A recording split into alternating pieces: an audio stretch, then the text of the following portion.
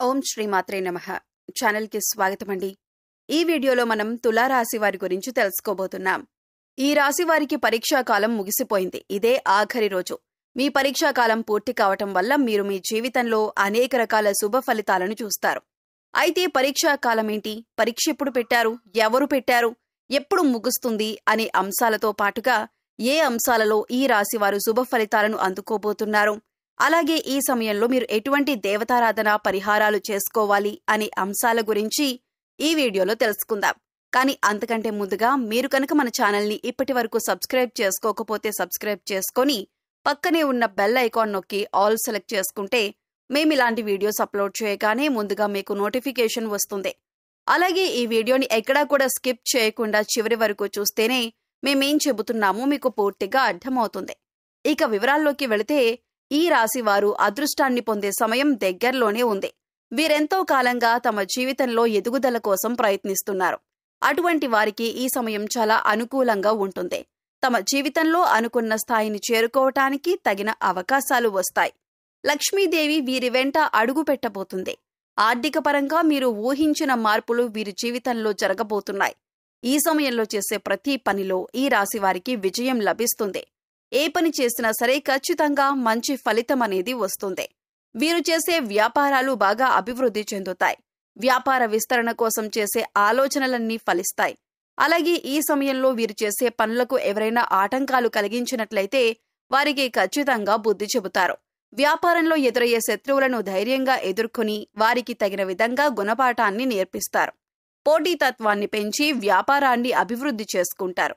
మీరు చేసే ఉద్యోగంలో కూడా బయటికి కనిపించని శత్రువులు ఎక్కువగా ఉంటారు. ఈ రాశివారు ఎవరి వలనైతే అనుకున్నవన్నీ కోల్పోతున్నారో అటువంటి వారికి గట్టి సమాధానం ఇచ్చి తీరుతారు. వీరికి సమయంలో ఆర్థిక పరంగా చాలా బాగా కలిసి వస్తుంది.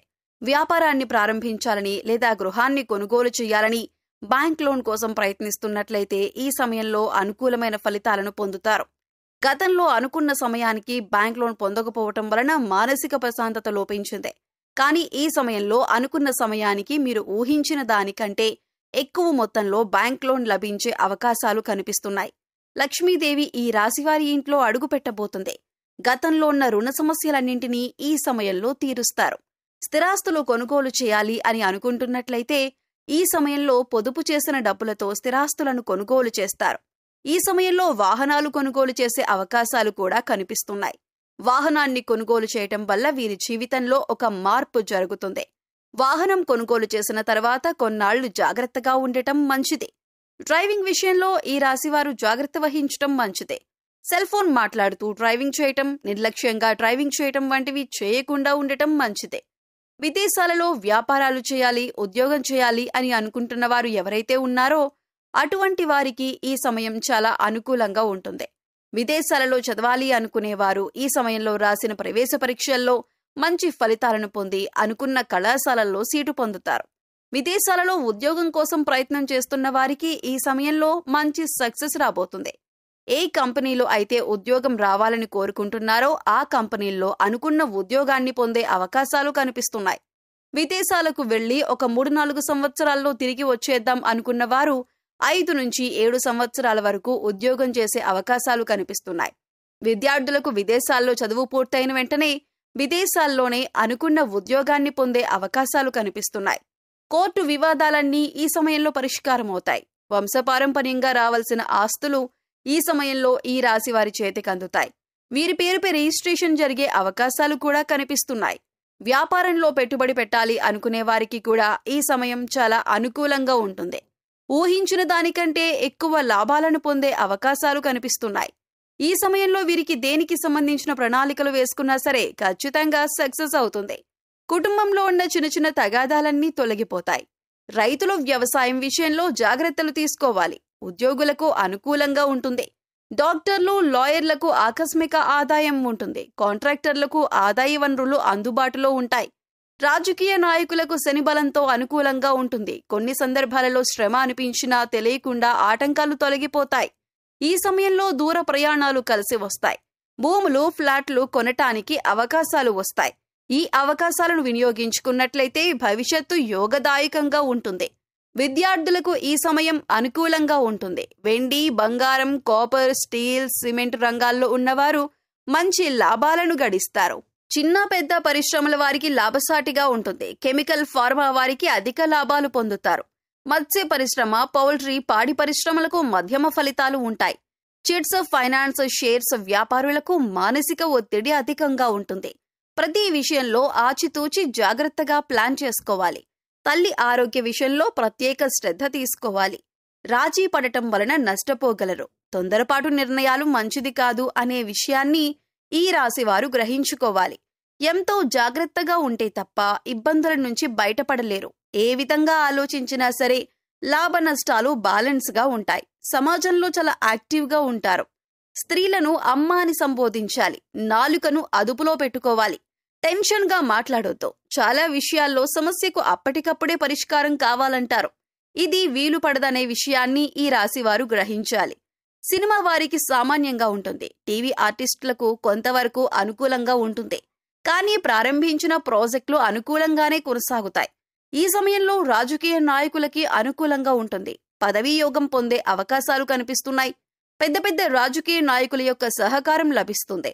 మీ వంతు ప్రచారం చేయటానికి కూడా వెనకాడరు. దీనికి కారణం మీకు వారికి ఉన్న స్నేహ సంబంధమని చెప్పొచ్చు. విద్యార్థులకు చదువు కంటే ఎక్కువగా ఇతర విషయాల మీద ఆసక్తి పెరగటం వలన ఈ సమయంలో పరీక్షల్లో విద్యార్థులకు తక్కువ మార్కులు వచ్చే అవకాశం ఉంటుంది.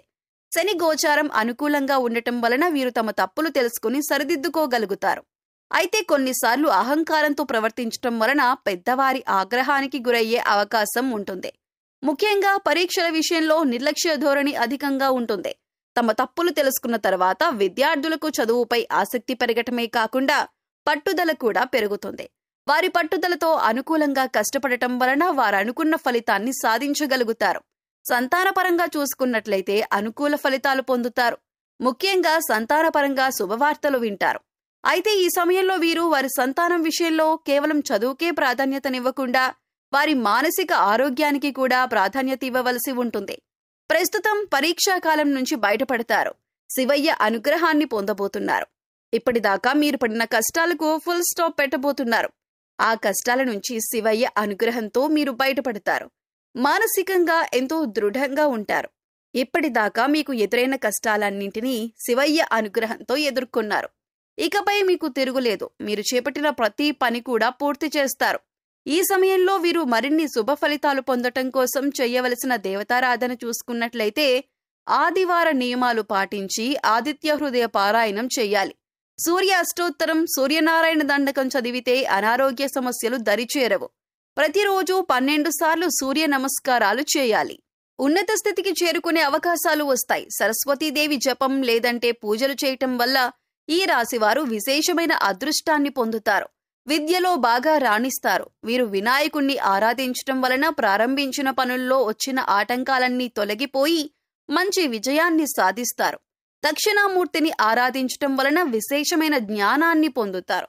శుక్రవారం రోజు దుర్గాదేవి ఆరాధన చేయటం వలన చేసే ప్రతి పనిలోనూ ఖచ్చితంగా విజయాన్ని పొందుతారు. ఈ సమయంలో వీరు మరింత పురోభివృద్ధిని సాధించడానికి చేయవలసిన పరిహారాలు చూసుకున్నట్లయితే నవగ్రహ ప్రదక్షిణలు చెయ్యాలి. ప్రతిరోజు ఈ రాశివారు వీలైనన్ని సార్లు లక్ష్మీ స్తోత్రాన్ని పారాయణం చేసుకోవాలి. ఇంటిపైన పక్షులకు ఆహార ధాన్యాలను, మంచినీటిని అందించాలి. ఇంటికి ముందుగా జంతువులు వచ్చినట్లయితే వాటికి తాగటానికి నీళ్లను ఏర్పాటు చేయాలి. ఈ విధంగా చేయటం వలన ఈ రాశివారికి ఉండే దోషకర్మలన్నీ తొలగిపోతాయి. గోమాతకు నల్ల బెల్లం, క్యారెట్స్, ఉడకబెట్టిన ఉలవలు తినిపించటం వలన సకల దేవతల అనుగ్రహం కలుగుతుంది. కుక్కలకు రొట్టెలను పెట్టడం వలన వీరికి మంచి ఫలితాలు కలుగుతాయి. శనివారం రోజు పేదవారికి అన్నదానం చేయటం వలన శనిగ్రహ దోషాలన్నీ తొలగిపోయి ప్రారంభించిన పనులు వేగవంతంగా పూర్తవటమే కాకుండా ఘనమైన విజయాన్ని పొందుతారు. సో చూశారు కదండి, ఈ రాశివారి జీవితంలో పరీక్ష కాలం పూర్తయ్యాక వీరు ఎటువంటి ఫలితాలు పొందుతారు అనే అంశాలతో పాటుగా మీరు చేయవలసిన దేవతారాధన, అలాగే పాటించవలసిన పరిహారాల గురించి ఈ వీడియోలో వివరంగా తెలుసుకున్నాం కదా. ఈ వీడియో మీకు నచ్చినట్లయితే లైక్ చేయండి. మీ ఫ్రెండ్స్ అండ్ ఫ్యామిలీ మెంబర్స్ లో ఎవరైనా తులారాశి వారు ఉంటే వారితో ఈ వీడియోని షేర్ చేసుకోండి. అలాగే ఇప్పటి వరకు మీరు గనక మన ఛానల్ ని సబ్స్క్రైబ్ చేసుకోకపోయినట్లయితే సబ్స్క్రైబ్ చేసుకొని పక్కనే ఉన్న బెల్ ఐకాన్ నొక్కి ఆల్ సెలెక్ట్ చేసుకుంటే మేమిలాంటి వీడియోస్ అప్లోడ్ చేయగానే ముందుగా మీకు నోటిఫికేషన్ వస్తుంది. మరో చక్కటి వీడియోతో మళ్ళీ కలుసుకుందామండి. ఓం శ్రీ మాత్రే నమః.